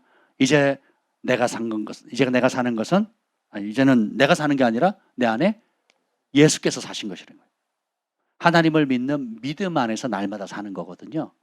그래서 우리는 하나님 말씀을 믿는 사람, 예수님을 따라가는 사람은 믿음 전문가예요. 믿음을 발휘하는 전문가. 따라합시다. 믿음은 가지고 있는 게 아니다. 발휘하는 것이다. 백날 가지고 있어 보세요. 아무짝에 쓸모가 없습니다. 믿음을 가지고 있으면 씨앗밖에 안 돼요. 씨앗밖에. 그 씨앗은 반드시 어떻게 돼요? 뿌려야 돼요. 그리고 가꿔야 되거든요. 물을 줘야 되거든요. 그 씨앗의 특성에 맞게끔 해야 결실을 얻는 거죠. 이해가 되세요? 예, 그래서 우리가 배운 이 말씀들은 결국 얼굴과 얼굴을 맞대고 몸과 몸이 맞대고 서로 섬기고, 그러니까 보면 편하게 신앙생활을 하려고 하는 사람들, 안일하게 신앙생활을 하는 사람들, 내가 얻고자 하는 것만 싹 얻고 미꾸라지처럼 빠져나가려고 하는 사람들은요, 두고 보자고요. 나중에 하나님이 이 땅을 살아가는 동안에도, 그리고 이후에 주님 앞에 섰을 때도 여러분 그 심은 데 그대로 하나님 상급을 주시거든요. 한번 봅시다. 여기 보면 1장 17절 읽어봅시다. 1장 17절 시작. 외모로 보시지 않고 각 사람의 행위대로 심판하시는 이를 너희가 아버지라 부른즉 너희가 나그네로 있을 때를 두려움으로 지내라. 여러분 교리에 주의하세요. 전도지 받은 사형리나 전도지 받은 그 전도지의 신학이나 신앙의 구원으로는 안 됩니다. 하나님 첫 번째 외모로 보지 않으시고, 두 번째 각 사람의 믿음대로 심판해요, 행위대로 심판해요. 여러분 성경에 나타나는 신약의 심판들 다 보세요. 믿음으로 심판받는다는 말이 단 한 구절도 안 나옵니다. 단 한 구절도 안 나와요. 우리는 믿음으로 구원받아요. 아멘. 다른 길이 있어요, 없어요? 없어요. 그러면 그 믿음이 진짜인지 가짜인지는 뭘로 나타나요? 행동으로 나타나요. 심플. 교리적 문제 없죠? 우리 구원은 뭘로 받아요? 행위로 받는 거 아니에요? 믿음으로서. 오직 예수님의 그 다른 길 없습니다. 다른 길. 근데 보세요. 그 믿음이 진짜인지 가짜인지는 어떻게 돼요? 행위로 나타나요. 그래서 주님께서 마지막 심판 때 뭐예요? 각 사람의 믿음대로 심판하지 않으시고 각 사람의 행위대로만. 각 사람의 행위대로 심판하신 이를 너희가 아버지라고 부른다는 거예요. 내가 한 행동대로 심판하시는 분이 하늘 아버지라고 믿어야 제대로 믿는 거예요. 교리적인 구원론으로는 안 된다니까요. 값싼 구원, 죄를 여전히 사랑하고 세상이 여전히 주인이고 내가 여전히 주인이면서 예수님만 주님 주님 하면 그 믿음으로는 어림도 없습니다. 어림도. 정신 바짝 차리셔야 돼요. 혹시 믿음으로 심판을 받는다라는 구절이 있으면 저한테 알려주세요. 제가 선물해 드리겠습니다. 각 사람의 믿음대로 심판하리라 라는 구절, 믿음으로 너희 각 사람의 믿음으로 심판받겠다는 구절이 있다면 저한테 알려주세요. 그럼 제가 선물해 드릴게요. 제가 그분한테 배우겠습니다. 지금까지 신약 성경에서 발견한 적이 없어요. 그리고 구약에도 발견한 적이 없습니다. 각 사람의 행위대로 심판합니다. 두려워할 필요 없어요. 왜 그렇습니까? 믿는 자에게는 하나님의 성령이 들어오시고 그 성령께서 도우시잖아요. 너희 속에 착한 일을 시작하신 그분께서 우리에게를 향하신 하나님의 계획하신 뜻을 이룰 때까지 함께 하시거든요. 하나님께서 우리를 선택하신 이유는 1장 2절에 나옵니다. 1장 2절 읽어보겠습니다. 시작. 곧 하나님 아버지의 미리하심을 따라 성령이 거룩하게 하심으로 순정함과 예수 그리스도의 피 뿌림을 얻기 위하여 택하심을 받은 자들에게 편지하노니. 하나님이 여러분을 선택하셨어요. 그 이유가 뭐예요? 먼저 예수 그리스도의 피 뿌림을 받아야 돼요. 그 정결해지죠. 그 다음에 어떻게 해요? 성령의 거룩하심을 입게 됩니다. 근데 결국은 뭐예요? 무엇을 위하여? 순종하도록 부른 거예요. 14절 읽어봅시다. 시작. 너희가 순종하는 자식처럼. 아멘. 불순종하는 자식이 있고 순종을 하기를 즐거워하는 자식이 있습니다. 근데 전에 하던 대로 삶을 살지 말고 이제는 잘 순종하는 효녀처럼 하나님 말씀 앞에 그렇게 순종하는 거예요. 22절 시작. 너희가 진리를 순종함으로 너희 영혼을 깨끗하게 하여. 아멘. 여기 보면 전부 다 진리에 대해서 순종하라 그러잖아요. 순종의 속도가 성숙의 속도고 순종의 속도가 축복의 속도예요. 순종 없으면 축복도 없습니다. 순종 없으면 구원도 없어요. 그러니까 믿음이라고 쓰고 순종이라고 읽어야 돼요. 참 믿음은 참된 순종을 가져옵니다. 여러분 하나님의 음성을 왜 들으려고 합니까? 왜 예언을 받으려고 하죠? 왜 기도를 받습니까? 무당을 찾아가는 사람은 자기가 원하는 목적을 듣고 목적을 이루기 위해서 목적을 얻기 위해서 찾아갑니다. 결국은 무당의 예언이나 뭐 점치는 것이 100% 맞는다 할지라도 무엇을 이루기 위해서 찾아가는 겁니까? 무당 찾아가는 사람이 하늘의 지고한 뜻을 따르겠습니다 이럽니까? 뭐예요? 자기 사업? 자기 자식? 모든 초점이 뭐예요? 자기거든요. 근데 하나님의 성령을 받는 사람은 뭐예요? 모두가 뭐예요? 하나님 말씀 앞에 자기를 순종, 굴종하는 거예요. 즐겨 복종하는, 순복하는 겁니다. 나의 뜻대로 마옵시고 다만 아버지의 뜻대로 하도록 도우신 분이 성령님이시고 그분이 예언의 영이에요. 그래서 예언의 영은 내가 원하는 방법과 내가 원하는 방식과 내가 원하는 것을 어떻게든 이루어내는 것이 아니고 나를 택하신 그 하나님께서 나의 참 소유자이신 나의 참 주인이신 나를 지으신 그분의 원래 목적을 찾아가는 거예요. 그래서 그분의 뜻이 하늘에서 이미 계획되어 있는데 내 삶 가운데 이 땅 가운데 이루어지도록 그 뜻을 알도록 말하는 베드로 후서 1장 21절. 베드로 후서 1장 21절 시작. 예언은 언제든지 사람의 뜻으로 낸 것이 아니요 오직 성령의 감동하심을 받은 사람들이 하나님께 받아 말한 것임이라. 아멘. 성령, 사람의 영이 아니에요. 내 욕심의 소리도 아니고 귀신의 소리도 아니에요. 악한 영으로 듣는 게 아니에요. 하나님의 거룩한 영으로부터 받아가지고 하나님께서 받아서 말하는 겁니다. 성령에 사로잡혀서 하는 말이거든요. 아멘. 그러면 성령이 하시는 일이면 성령의 이름의 뜻이 뭡니까? Holy Spirit이잖아요. 거룩한 영이잖아요. 내가 더러운 말하면서 나는 성령의 사람이라 말할 수 있겠습니까? 내가 탐심에 사로잡혀 있으면서 내 안에 있는 영이 거룩한 영이라고 말할 수 있겠어요? 내가 분노에 사로잡혀 있는데 내 안에 있는 분은 온유한 영이라고 말할 수 있습니까? 예수님이 나는 온유하고 겸손하다 그랬죠. 나는 교만하고 혈기로 가득 차 있는데 내 안에 있는 영이 온유와 겸손의 영이라고 말할 수 있겠습니까? 메타인지 하셔야 돼요. 메타인지 하셔야 됩니다. 혈기를 못 이기는 사람, 분노를 못 이기는 사람, 내가 원하는 대로 안 되면 폭발하는 사람들, 심지어 그것이 폭력과 분노와 그리고 그걸 조절 장애가 많잖아요. 그렇다면 여러분 다른 영에 이끌림 받는 겁니다. 이해가 되시죠? 그래서 자신을 분별하세요. 그 인정해야 회개가 되거든요. 인정하지 않으면 어떻게 돼요? 많은 장로님들 가운데 분노를 못 이겨가지고 주먹질하고 권사님 두들겨 패고요. 그리고 교회 모습과 집의 모습 이중적인 것 때문에 자식들이 번나가고 하는 가정들이 수두룩합니다. 수두룩해. 수두룩하다고요. 그 교회에서는 인정받는 충성된 장로님이시거든요. 집에 가면 폭군. 다 부수고 혈기 부리고 그리고 그걸 모태신앙을 자랑하고 그리고 당에 나가서는 이게 하나님 뜻이라고 이렇게 해야 된다고 주장하고 그럽니다. 1장 15절 시작. 베드로전서 1장 15절입니다. 시작. 행실에 거룩한 자가 되라. 너희를 부르신 분이 거룩한 분이래요. 그러면 너희도 몇 가지 행실에? 모든 영역에 거룩하라. 이 거룩이라는 것은 흰 옷 입으라는 뜻이 아니고 거룩의 뜻은 set apart, 기본적으로 성별하는 거예요. 구별하는 겁니다. 세상 사람들이 말하는 패턴과 구별돼야 돼요. 세상 사람들이 살아가는 패턴과 구별돼요. 세상의 문화와 구별돼야 돼요. 우리 학교 가면 학교의 문화가 있고 직장 가면 직장의 문화가 있고 또 가족들이 모이면 밀양박씨의 문화가 있거든요. 전라도의 문화가 있어요. 경상도 스타일이 있고요. 그리고 여러분 친척들 만나거나 명절 때 만나면 그 집안 식구들, 형제들 사이에 어렸을 때 몸에 배어 있던 문화들이 있어요.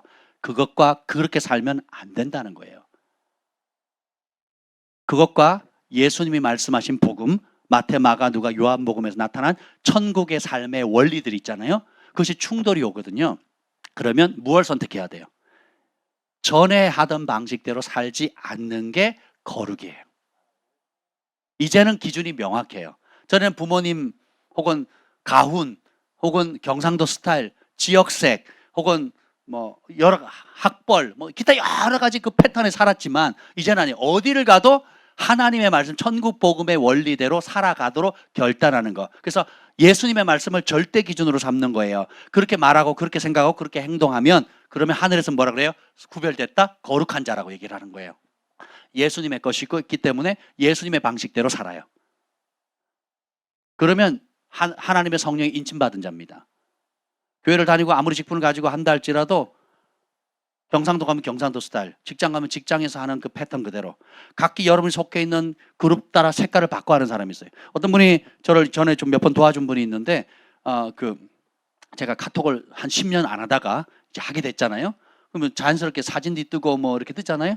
근데 그분 여러 사진 중에 가족 사진들이 이렇게 쭉 뜨는데 어떤 사진 뜨냐? 가라오케에서 다른 사람들하고 술잔을 들고 그거를 카톡 사진에 뭐 설정을 몰라서 그런지 몰라도 여러 사진 중에 딱 가운데 걸려 있더라고요. 그래서 제가 충격받았어요. 충격받았어요. 그래서 저는 이렇게 홀라겠지. 근데 확대를 쫙 했더니 아니에요. 다른 사람 먹는 거하고 똑같은 거더라고요. 물론 그걸로 우리가 다 판단할 수는 없어요. 그런데 전혀 구별되지 않는다라는 거거든요. 목사님 앞에서는 집사님처럼 행동을 해요. 근데 거래처 앞에서는 세상 사람처럼 행동하거든요. 그럼 뭐예요? 구별되지 않았다는 거예요. 근데 주님이 뭐예요? 내가 너를 위해서 구별한 것처럼 너도 나를 위해서 구별된 삶을 살아라는 거예요. 내가 거룩하니 너희도 거룩하라. 그래서 여러분 복잡하게 생각할 필요가 없어요. 여러분의 진짜 영적 현준소는 여러분 마음에서 지금 마음에 있는 것이 입으로 나오잖아요. 그래서 여러분의 입이 통제가 안 되는 사람은 입에서 더러운 말 여기 나오죠. 2장 1절 읽어보겠습니다. 2장 1절 시작. 그러므로 모든 악독과 모든 기만과 외식과 시기와 모든 비방하는 말을 버리고 또 1장 14절에 보면 전에 따르던 너희의 사적인 욕심을 본받지 말라 그러죠. 그러니까 보면 악독, 기만, 외식, 시기 모든 비방하는 말 거의 다 입과 관련돼 있거든요. 입이 더러운 사람은요, 죄송하지만 입이 더럽고 통제가 안 된 사람은요, 그 사람의 믿음과 그 사람의 구원을 처음부터 다시 돌아보셔야 돼요. 자라면서 저는 많은 귀신 들린 사람을 봤습니다. 말씀을 전할 때나 또 동네나 또 우리 친구 친척이나 또 교회 성도들이나 또 전혀 모르는 사람들이나 여러 상황에서 귀신 들린 사람 참 많이 보고 그들을 사역할 수 있는 기회를 하나님 주셨어요. 귀신 들린 사람의 전부 다 공통점이 뭔지 아세요? 입이 더럽습니다. 무당들 점치는 사람도 보면 전부 다 입이 더럽습니다. 무당들 점치는 사람들 중에 입이 부드럽고 아름다운 사람을 본 적이 없어요. 영화나 드라마나 캐릭터를 보세요. 무당들 눈빛 보셨죠? 그 입에서 나오는 말 보세요. 예의 바릅니까? 아니 그걸 그렇게 예의 바르게 캐릭터를 설정할 수도 있잖아요. 무당들이 다 나쁠 수는 없잖아요. 무당들 중에 착한 사람이 있을 거 아니에요. 그죠? 근데 입만 열면 그때부터는 어떻게 돼요? 좋은 말이에요? 더러운 말이에요? 더러운 말 하거든요. 그러면 여러분들이 예수님께서 사람이 그 마음에서 나오는 것이 사람을 더럽게 한다 그랬거든요. 마음에서 나오는 게 진짜예요. 그럼 그 마음에서 나오는 게 최종 관문이 뭐예요? 입이거든요. 다윗이 평생에 존귀하게 쓰임받을 이유는 사무엘하 23장 2절에 3절에 보면 여호와의 영이 나를 통해 말씀하시며 그 말씀이 내 혀에 내 입에 있다다 그랬거든요. 이것이 다윗이 하나님 마음에 합하게 살 수 있었고 실질적으로 자기 혼자만 주님만 사랑하는 감정적인 사랑이 아니라 삶의 전장에서도 승리하고 통치할 때도 지혜를 발휘하고 그리고 다윗의 장막을 꾸미는 하늘의 전략을 풀어내기도 하고 또 수많은 쫓겨났던 그 버림받은 사람들을 다윗의 용사로 무장시킬 수 있었던 실력을 갖출 수 있었던 모든 것들은 그의 실력이 아니거든요. 여호와의 영이 다윗을 통해 말씀하시고 그 말씀이 다윗의 입에 항상 있었기 때문에 그렇거든요. 그럼 다윗이 입만 열면 그 입의 권위가 어느 정도입니까? 하나님처럼 들리는 거예요. 그래서 사무엘하 23장에 보면 다윗의 세 용사의 이야기가 나옵니다. 베들레헴의 성문 앞에 있는 우물물을 먹고 싶다 이랬어요. 근데 거기는 블레셋이 장악하고 있었어요. 그리고 이미 요새가 있습니다. 근데 군대를 데려간 것도 아니고 그랬으면 좋겠다 그냥 이랬는데 다윗의 세 용사들이 어떻게 하세요? 미친 짓을 하는 거예요. 블레셋들 세 사람이 그냥 블레셋 진영을 뚫고 들어가는 거예요. 전장을 그냥 요새를 뚫고 들어가가지고 어디까지? 그 베들레헴에 있는 그 물을 기를 때까지 뚫고 들어가지고 물 하나 기르고 또 다시 해치고 나와가지고 가져와서 다윗 앞에 딱 바치는 거예요. 드시라고. 제가 아침에 극단적인 헌식은 극적인 결과를 가져온다는 말씀을 딱 들을 때 그 구절을 주시더라고요. 하나님께서 지명한 기름 부음 받은 왕이 그냥 마음의 소원을 얘기한 거였어요. 근데 그를 따르고 존경했던 세 명의 용사는 자기의 목숨을 걸고 사람을 살리는 것도 아니고 구출하는 것도 아니라 자기가 섬기는 주군의 그 기름 부음 받은 종이 그냥 그 물을 먹고 싶다는 그거 하나에 목숨을 걸고 미친 척하고 합니다. 그리고 그것을 돌파하고 목숨을 걸고 다시 걸고 와서 그것을 바쳐요. 그랬더니 다윗이 내가 이걸 어떻게 나를 위해서 믿겠냐. 하나님 내가 다시는 이렇게 얘기하지 않겠습니다 했거든요. 하물며 하나님께 기름 부음 받은 종의 소원도 그렇게 귀하게 받았다면 그 종을 기름 부으신 우리 하나님의 말씀 앞에는 우리가 얼마나 극단적인 헌신을 해야 되겠습니까? 사람에게도 내가 그 세 용사가 극단적인 헌신을 함으로 해서 극적인 열매를 얻잖아요. 그래서 다윗이 인정하는 세 사람 중에 수장은 누구고 아비새고 둘째는 누구고 기록하거든요. 그걸 성경에 왜 기록했을까요? 성경에 이름이 기록된다는 것은 주님께서 듣고 배우라는 거거든요. 수많은 더 아름다운 사건, 놀라운 사건, 기이한 사건들이 있지만 성경에 그 사건을 기록한 것은 그 스피릿을 배우라는 거거든요.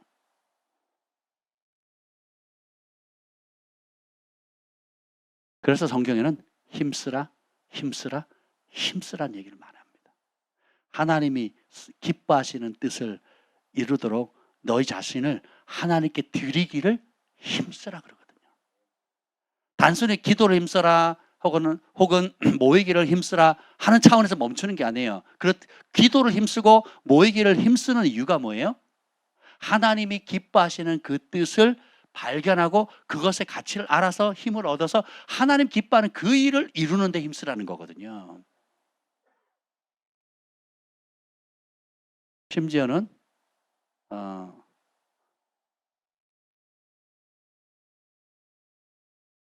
바울이 복음을 전하러 갈 때 사도행전에 보면 자기가 어느 쪽으로 가려고 하는데 마게도니아 사람이 이렇게 오라 그러죠. 환상 가운데 예수의 영이 아시아로 가지 못하게 하고 꿈의 환상 가운데 마게도니아 사람이 우리를 도우라 그럽니다. 그때 성경은 뭐라고 기록한 줄 아세요? 그 환상이 하나님 뜻인 줄을 알고는 어떻게 해요? 그곳에 가기를 힘쓰니라. 하나님이 바울과 그 선교팀에게 하나님 어디로 가야 되겠습니까? 하나님 이 복음을 우리는 소아시아로 가고 아시아로 가서 전하고 싶은데 그때 예수의 영이 막았다 그랬죠. 그럼 우리가 어디로 가야 되겠습니까? 했을 때 그날 밤 환상 가운데 주님께서 마게도니아 사람이 부르는 환상을 봅니다. 그러면 하나님 환상을 보여주면 쉽게 가야 되잖아요. 하나님의 뜻을 보여주면 쉬워야 되잖아요. 현실은 어려웠거든요. 그러니까 어떻게 해요? 하나님이 뜻을 알려줬지만 그 길이 꽃밭길이고 넓은 길이고 편한 길이 아니라 바울도 그 초자연적인 환상을 경험했고 앞치마만 대도 사람들이 낫고 귀신이 떠나가는 그리고 도시적인 부흥을 가져오는 기적을 가져왔음에도 불구하고 그리고 명확한 하나님의 뜻임에도 불구하고 그냥 쉽게 가지 못했다는 거예요. 그래서 어떻게 해요? 성경에 보면 힘썼다라고 나오거든요. 하나님이 기뻐하는 뜻을 이루기 위해서 하나님 여러분을 택하셨어요. 부르심을 주십니다. 이 마지막 때 종기하게 쓸 거거든요. 근데 꽃밭길로 쉽게 이루어지는 게 아니에요. 요셉이 꽃밭길 갔습니까? 우리가 다니엘처럼 되기를 원한다 그러잖아요. 꽃밭길이에요?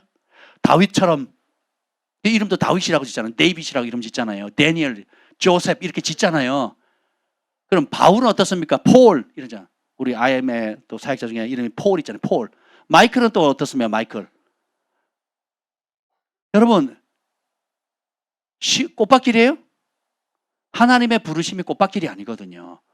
다윗이 시편 23편에 뭐라고 얘기해요?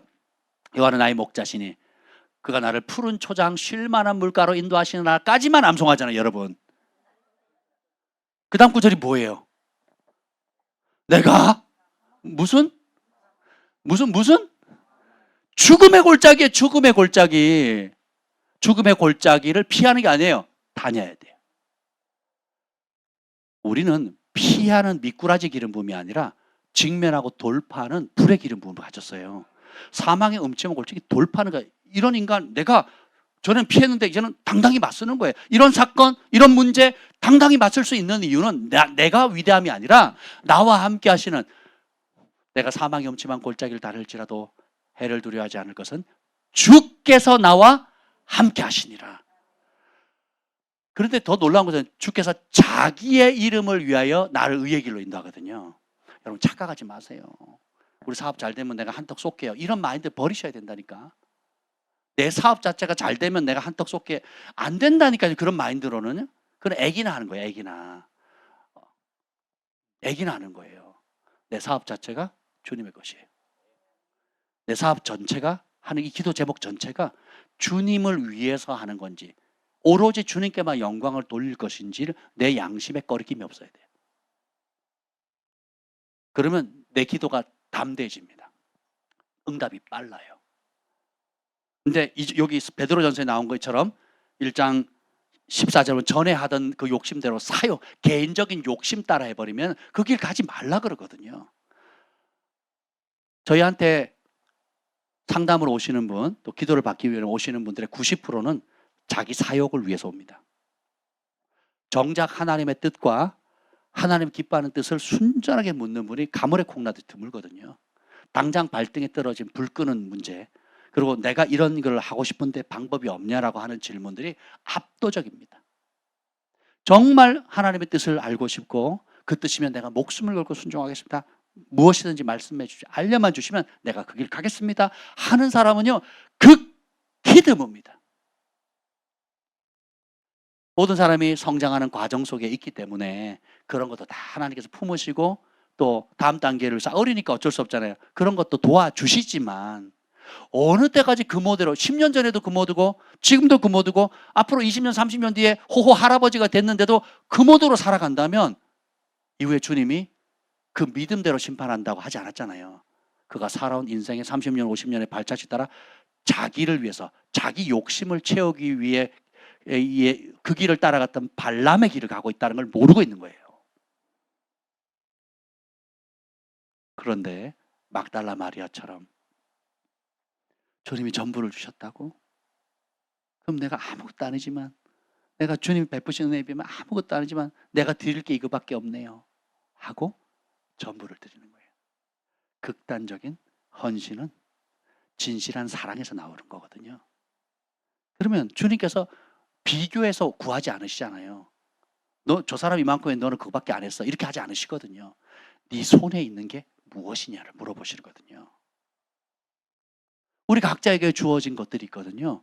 그것을 통해서 어떤 사람은 과부의 2렙돈이고 소년의 도시락이고 마지막 먹고 죽으려는 밀가루 조금 기름 조금이었거든요. 주님께서 그 일을 통해서 기적을 행하시잖아요. 아멘.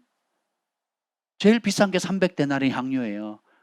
1년 연봉, 1년 연봉. 여러분 1년 연봉을 하나님께 드려보신 적이 있습니까? 우리가 아는 바나바는 보세요. 사이프러스 그 비싼 땅, 광물이 있고 오늘날 말하는 강남 같은 땅이거든요. 그 섬에 그 밭을 팔아가지고 그 천문학적인 재정을 하나님 나라에 드렸거든요. 바나바가 처음 성령 받고. 한번 생각해 보세요, 여러분. 우리가 누구처럼 할 필요가 없어요. 주님께서 내게 베풀어 주신 은혜 그대로. 그 성령께서 오늘, 제가 오늘 아침에 기도하는데, 극단적인 헌신은 극적인 열매를 가져오니라. 안 떠나요. 하루 종일 안 떠나요. 여러분에게 하나님께서 주신 것이 밀가루 조금, 기름 조금일 수도 있고 보리떡 5개, 물고기 2마리일 수도 있어요. 혹은 어떤 사람에게는 300단의 향유가 될 수도 있고 바나바처럼 큰 땅일 수도 있어요. 어떤 모양일지 몰라요. 우리가 어느 때까지 하나님께 받는 것에만 익숙하겠고 거머리처럼 다고 하는 일에만, 그 모드로만 살아가겠습니까? 주님께서 그러시죠. 네가 나를 주인이라고 부르면서, 주인은 내가 너에게 부탁하는 거, 내가 너에게 명령하는 거는 왜 관심이 없니? 너는 어느 때까지 나에게 다고 하는 모드로 갈 거니? 하나님 나라를 위해서, 하나님 기뻐하는 뜻을 위해, 내 백성, 내 교회, 내 영혼들, 내 죽어가는 수많은 내 백성들 영혼들을 위해서 너의 향유를 깨뜨릴 수는 없니? 극단적인 헌신은 극적인 열매로 돌아옵니다. 이게 하나님 나라의 원리예요.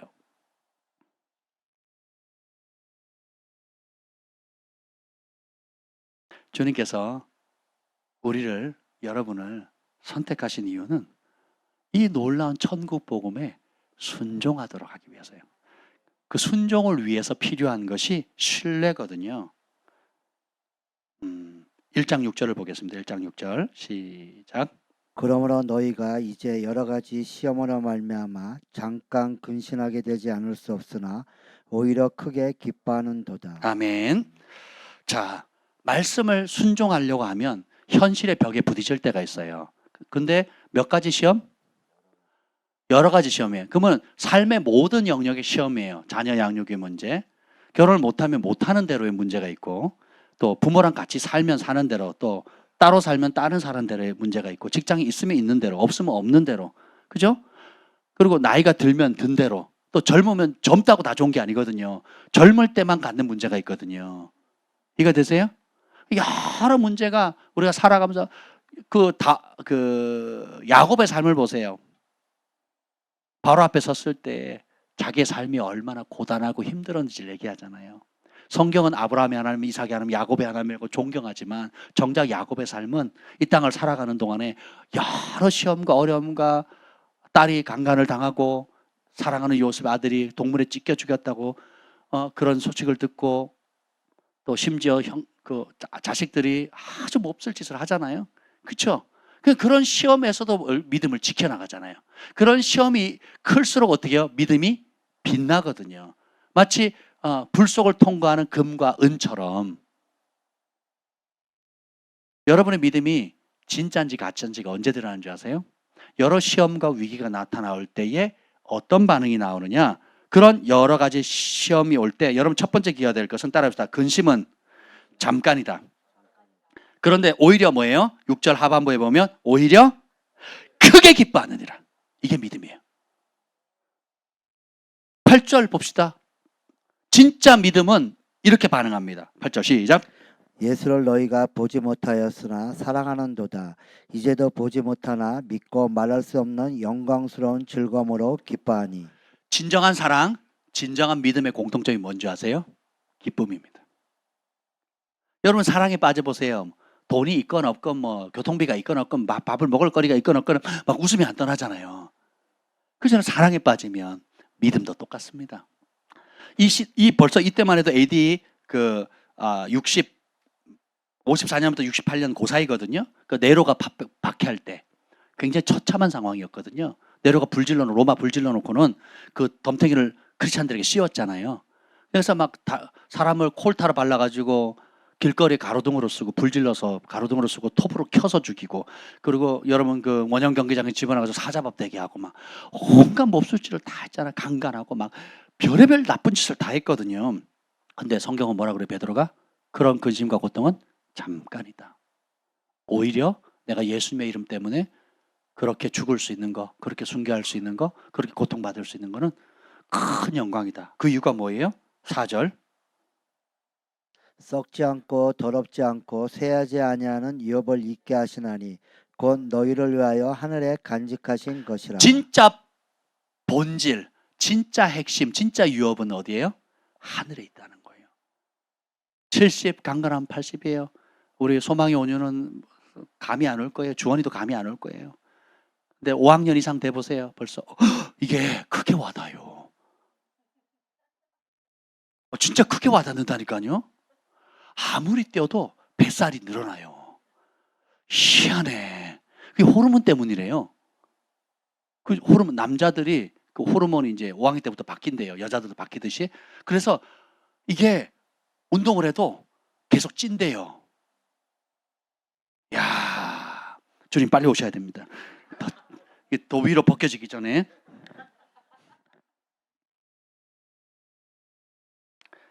천국의 소망이 확실해지거든요. 점점점 확신해집니다. 그리고 주님 앞에 상 받을 것에 대한 소망이 커져요. 주님을 만날 것에 대한 기대가 커집니다. 그렇죠? 아멘. 그러면 극단적인 헌신을 하거든요.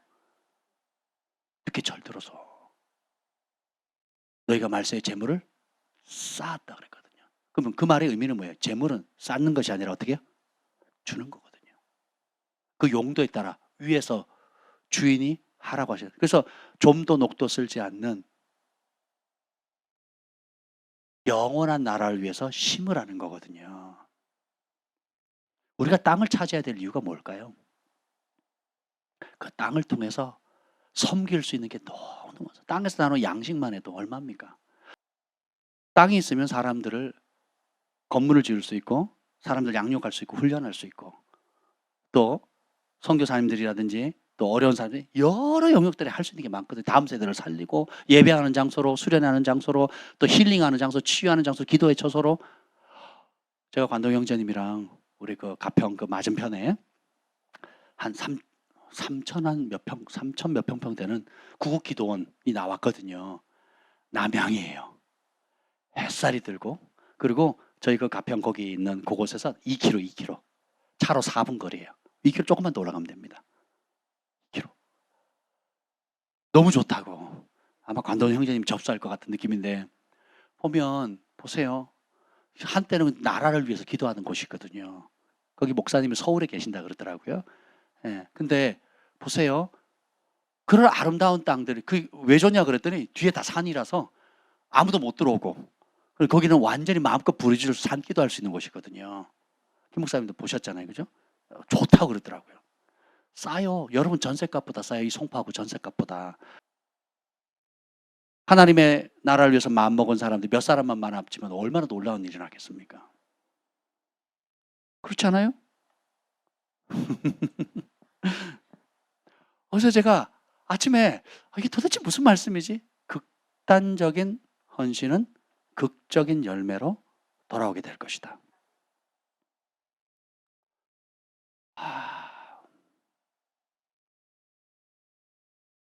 막달라 마리아의 깨달았던 그 은혜가 여러분에게 있기를 축복합니다. 예수님이 전부를 주셨기 때문에 내 삶 전부가 주님의 것입니다. 제가요 하나님 나라를 꿈꾸니까 내 평생에 생각도 안 한 것들을 하나님 부어주시더라고요. 저는 제 꿈이 그 월급쟁이였어요. 월급쟁이. 그냥 정시 출근, 정시 퇴근만 하면 된다. 월급만 따박따박 주면 되는 비싼 것도 그냥 우리 가족 생계만 할 수 있는 그냥 출퇴근하는 회사원이 제 꿈이었거든요. 지금도 어떤 면에서는 제가 혼자 산다면 그냥 그렇게 살고 싶어요. 교회도 저 인천에 단독 건물 좋은 게 있거든요. 그냥 우리 두 사람만 이렇게 그냥 신학교에서는 그렇게 가르치거든요. 몇 명 목회하는 것이 가장 이상적인 목회냐 이렇게 토론을 해요. 그러면 다 하나같이 뭐라 그러는 줄 아세요? 200명 이하라고 얘기를 해요. 근데 예수님이 200명 이하 목회하라 그러셨어요? 200명만 양육 잘하라 그랬습니까? 너희는 온 천하에 다니며 만민에게 복음 전하라 그랬잖아요. 적어도 10,000명은 돼야 되잖아요. 물론 그런 뜻은 아니죠.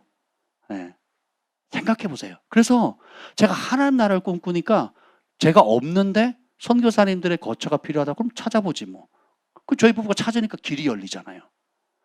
지방에서 오는 학생들이 머물 곳이 없어요? 그럼 찾아보지 뭐. 그럼 우리 거부터 깨지 뭐. 우리 김포에 있을 때 그 보증금 그거 깨가지고 그럼 그부터 씨앗으로 하지 뭐. 그렇게 시작한 거 아니에요. 무슨 말 하시는지 이해가 되시죠? 마음이 하나님 나라에 가 있으면 길이 열린다니까요. 근데 마음이 없죠. 하나님이 이미 수많은 복을 주고 자산을 주고 자원을 줘도 은사를 줘도 마음이 없으면 안 할 핑계거리만 늘어나는 거예요. 핑계거리만. 여러분이 이 밤에 주님의 얼굴을 구하러 제가 상담하다 보면 제가 지난 며칠 동안 짠하게 기도했어요. 짠하게. 정말 짠한 마음을 주시더라고요. 여러분 우리 교회 성도들 겪고 있는 몇몇 분들에 대한 상황들을 듣고 상담을 해준 적이 있어요. 근데 그 한 사건을 통해 가지고 한 분 한 분의 직면하고 있는 문제가 정말 남의 일 같지가 않은 거예요. 여러분 옆에 앉아있는 분들이 겪고 있는 지금 각기 겪고 있는 문제가 너무 짠하게 와닿는 거예요. 그래서 몸이 아파서 고통받는 분, 또 그 재정의 어려움을 겪고 있는 분, 부부 관계 속에서 너무 어려운 분, 또 뭐 기타 여러 가지 자녀 문제 어려운 분들이 있는데 막 짠하게 와닿는데 정신이 번쩍 들더라고요. 이런 고통 가운데 믿음의 선한 싸움을 싸우고 있구나. 이런 힘겨운 가운데 믿음을 지키기 위해서 진리의 말씀과 이 예수 그리스도의 복음 생명의 말씀을 붙들고 선한 싸움을 싸워가는 분들이 이렇게 많구나. 그래서 내가 정말 진실한 마음으로 찐한 마음으로 기도가 나오더라고요. 제가 2주 전인가 3주 전에 하나님 제 본심, 제 본 마음, 양심에 대해서 터치하셨다 그랬잖아요. 그때부터 뭔가 영적 기류가 바뀌었어요. 제가 기도하는 게 진실해지더라고요. 그리고 여러분하고 나누는 대화나 이런 것들이 생각하는 게 하나님 앞에서 어떤 의미일까를 생각하는 마음에서 말하려고 노력하고 있더라고요. 그리고 말씀을 순종하기 때문에 직면해야 될 여러 가지 시험들 있잖아요. 근데 그게요, 우리 눈에는 길고 끝없는 깜깜하고 출구가 안 보이는 것처럼 어렵지만 성경은 뭐라고 얘기해요? 근심은 잠깐이고 오히려 크게 기뻐한다는 거예요. 왜요? 우리 주 예수 그리스도께서 오실 때 베푸실 은혜를 주목했고 또 그때 주실 영광과 존귀를 바라보라는 거예요. 이 믿음이 확실하다는 거예요. 그러면 기쁨이 온다는 거예요. 너희가 예수를 우리가 원하는 대로 보지는 못했지만 사랑한다는 거예요. 사랑하면 기쁨이 오는 겁니다. 사랑하면 넉넉히 이기는 거예요. 환경은 안 바뀌어요. 사실은 안 바뀝니다. 그러나 진리는 그 사실을 뛰어넘습니다. 진리는 기쁨을 줘요. 진리는 그 아무리 어려운 칠흑 같은 어둠도 빛을 밝힐 수가 있습니다. 왜냐하면 우리 예수님 살아계시거든요. 너희 속에 착한 일을 행하신 그분께서 오늘도 돕고 계시거든요. 주님께서 보호하신대. 5절 시작. 너희는 말세에 나타내기로 예비하신 구원을 얻기 위하여 믿음으로 말미암아 하나님의 능력으로 보호하심을 받았느니라. 하나님의 능력으로 우리는 보호를 받아요. 근데 그걸 작동시키는 게 또 뭐예요? 믿음이에요. 믿음. 구원도 믿음으로, 보호도 믿음으로, 상급도 믿음으로. 아멘. 그 믿음으로 말할 수 없는 영광스러운 즐거움으로 기뻐하는데 9절 시작. 믿음의 결국 곧 영혼의 구원 받음이라. 주님께서 우리를 택하신 이유는 예수님의 가치를 발견하고 순종하겠다는 거예요. 너의 창조자, 너의 참주인 대신 하나님께서 우리를 지으신 목적대로, 부르신 목적대로 발견하는 거예요. 그리고 그 일에 순종하는 겁니다. 이 순종할 수 있도록 만드는 게 믿음이에요. 그 믿음을 강화시켜주는 게 사랑이고요. 그래서 사랑으로 역사하는 믿음이거든요. 사랑하면 믿게 됩니다. 사랑이 없으면 불신하죠. 사랑이 클수록 믿음은 강해집니다. 사랑이 클수록 순종도 강력해지는 거예요. 사랑하지 않으면 순종도 없습니다. 그것을 대적하는 게 사욕이거든요. 그리고 내 믿음의 실상, 현 주소를 발견할 수 있는 게 내 입에서 나오는 말들이에요. 실질적으로 튀어나오는 말들, 오늘 하루 내뱉었던 말들, 지난 한 주 동안에 사용했던 수많은 말들, 교회에서 뿐만 아니라 집안에서 부부 사이에, 부모 자식 간 직장에서, 또 내 밑에 사람들이나 동료 윗사람들에서 어떤 말들을 했는지 한번 돌이켜보세요. 소금을 고르게 함과 같이 덕이 되고 위로가 되고 권면되는 말을 했는지, 아니면 내 마음 안 알아준다고 내 뜻대로 안 한다고 혈기 부르거나 짓밟거나 무시하거나 했다면 여러분 메타 인식하셔야 돼요. 아, 뭔가 잘못됐구나. 하나님의 긍휼을 구해야 됩니다. 예수님의 온유함을 주세요. 주님, 내 안에 무엇이 이렇게 나를 분노하게 만듭니까? 이 분노의 불이 꺼지지 않게 만드는 게 무엇입니까? 무엇이 나를 이렇게 내 안에 드는 이 끊임없이 끌어오는 이 욕심들은 어떻게 해야 됩니까? 미워하는 마음들, 시기 질투하는 마음들, 그리고 자기중심적인 생각들에 대해서 첫째 인식하면 전환점이 오게 돼요. 그리고 그 문제를 가지고 하나님 앞에 나아가는 겁니다. 그리고 주님을 바라면 주님께서 어떤 은혜를 주시느냐. 2장 6절 시작. 성경에 기록되었으되 보라 내가 택한 보배로운 모퉁이 돌을 시온에 두노니 그를 믿는 자는 부끄러움을 당하지 아니라 하였으니. 내가 택한 보배로운 모퉁이 돌 예수 그리스도죠. 그래서 예수님을 믿는 자는 부끄러움을 당하지 않아요. 교회 다닌다고 부끄러움을 당하는 게 아니에요. 예수님을 믿는다는 것은 예수님이 하신 말씀을 믿는 겁니다. 예수님이 하신 말씀이 어디에 기록되어 있어요? 마태, 마가, 누가, 요한복음에 기록되어 있어요. 그러면 어떻게 해요? 마태, 마가, 누가, 요한복음을 목숨 걸고 지켜 행하는 사람이에요. 마태복음 28장에 지상 대명령 내리죠. 그죠? 각 나라 족속과 방언에게 다 전하라 그러면서 내가 너에게 분부한 것을 가르쳐 지키게 하라. 내가 너에게 분부한 모든 것. 그러니까 여기 분부라는 게 영어 성경에는 명령했다는 뜻이거든요. 옵션이 아니에요. 하면 좋고 안 좋으면 혜택이 없고 이런 게 아니라 명령, 살 길이, 그것만이 살 길이에요. 그럼 마태복음 1장부터 마지막 28장 혹은 마가복음 1장부터 마지막 16장, 요한복음 전체, 누가복음 전체에 있는 그 겹겹이 강조되어져 있는, 그리고 서로를 보충해주는 그 예수님의 말씀, 천국복음, 그것을 어떻게 돼요? 지키는 사람. 그것을 삶의 기준으로 삼은 사람. 코로나 때 세상 사람들이 무엇을 기준으로 삼고 있는지 보셨죠? 여러분이 코로나를 거쳐가면서 내 삶에 진짜 결정하게 하면 직장을 출근할 거냐 말 거냐, 교회를 갈 거냐 말 거냐, 정부의 법을 따를 거냐 말 거냐 기준을 만드는 게 뭐였어요? 하나님의 말씀인 사람은 축복이고 대다수 사람들은 뉴스였거든요. 뉴스. 정부 방침이었거든요. 그럼 진짜 주인은 누구예요? 뉴스예요. 뉴스. 정권에 따라 정권의 입맛에 맞춰서 하는 겁니다. 그런데 그간 믿음을 불 가운데 연단을 받아온 사람은 빛나잖아요. 코로나 때 더 빛나잖아요. 코로나 때 하나님의 은총의 문이 기근의 때에 부의 이동이 일어나고 불같은 시련이 일어날 때 사드락과 메삭과 아벤노고 같이 하나님의 영광을 나타내는 우죽순 같은 무명의 사람, 풀뿌리 같은 무명의 사람들이 찬란하게 빛나는 시즌이 언제였어요? 코로나 시즌이었거든요. 지금도 그 시즌은 계속됩니다. 주님을 바라는 자는, 주님을 믿는 자는 수치를 당하지 않으리라. 저는 하나님 말씀을 믿습니다. 제 마음을, 근본 동기를 주님께로 고정을 했더니 계속 은총의 문이 열려요.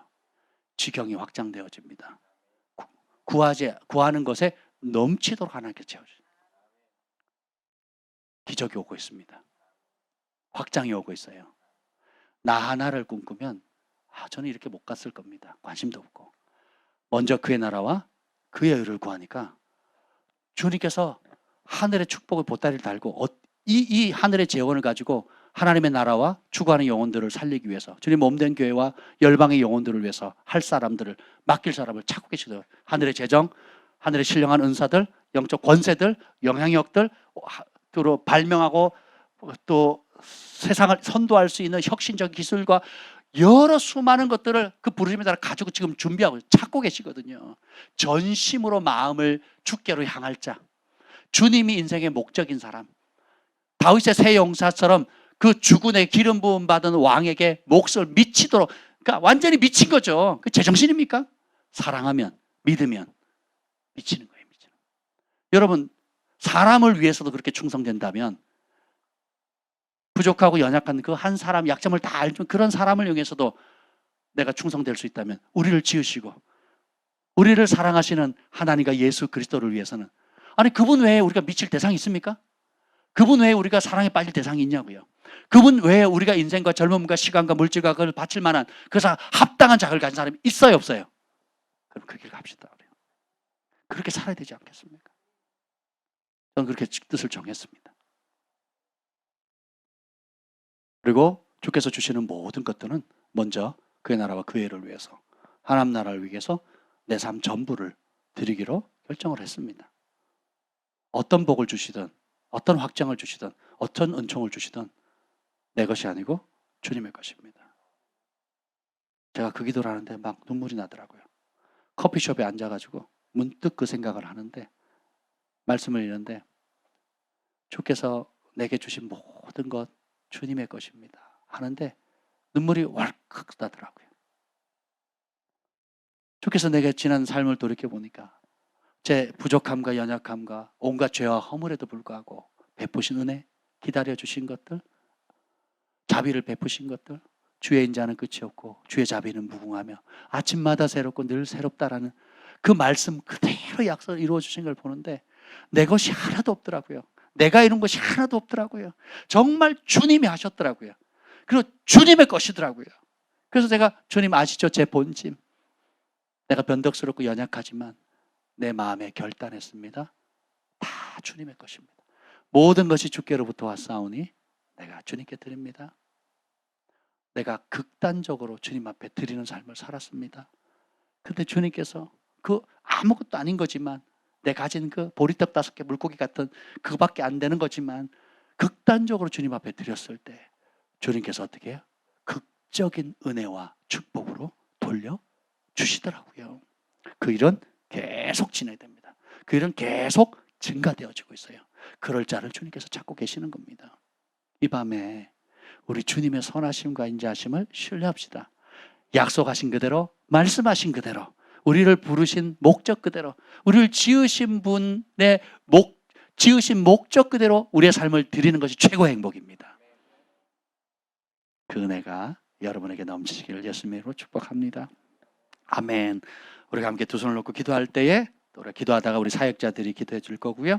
또 여러분이 사역 신청 받은 그대로 또 순서를 따라서 안내를 받으셔서 사역을 받으시면 좋겠습니다. 주님, 나를 택하여 주심을 감사합니다. 그 부르심에 합당한 순종 있게 하시고 그 약속의 말씀을 믿는 믿음이 날마다 커지게 하여 주옵소서. 주님은 한결같으셨습니다. 한결같으신 분이십니다. 모태로부터 주께서 나를 택하시고 나를 지키셨사오니 내가 항상 주를 찬송하나이다 라고 고백했던 시편 기자의 말씀 고백처럼 주께서 택하시고 가까이 오게 하사 주의 뜰에 살게 하신 사람이 복이 있나이다. 우리가 주의 집 곧 주의 성전의 아름다움으로 만족하리이다. 주님, 다른 데서 만족을 찾지 않고 주님께 만족을 있다는 것을 깨달아 주님 앞에 전심으로 나아가게 하여 주옵소서. 주님을 바라는 자, 주님을 믿는 자는 결코 수치를 당하지 아니하리라, 부끄러움을 당하지 아니하리라 약속하신 그 약속의 말씀을 믿습니다. 주님, 전부를 드린 세대로 일어나게 하여 주시옵소서. 주님, 우리의 양심과 우리의 동기와 숨은 동기를 밝히 빛 가운데 드러내게 해주셔서 주께 전부를 드리는 데 있는 방해하는 모든 장애물들을 드러내 주시고 이제 주님께서 우리에게 전부를 주신 것처럼 우리의 삶도 주님 앞에 온전히 내어드리는 삶 살도록 인도해 주옵소서. 예수님의 이름으로 기도합니다. 아멘. 우리 두 손을 높이 들고 주의 이름을 부르짖고 기도합니다.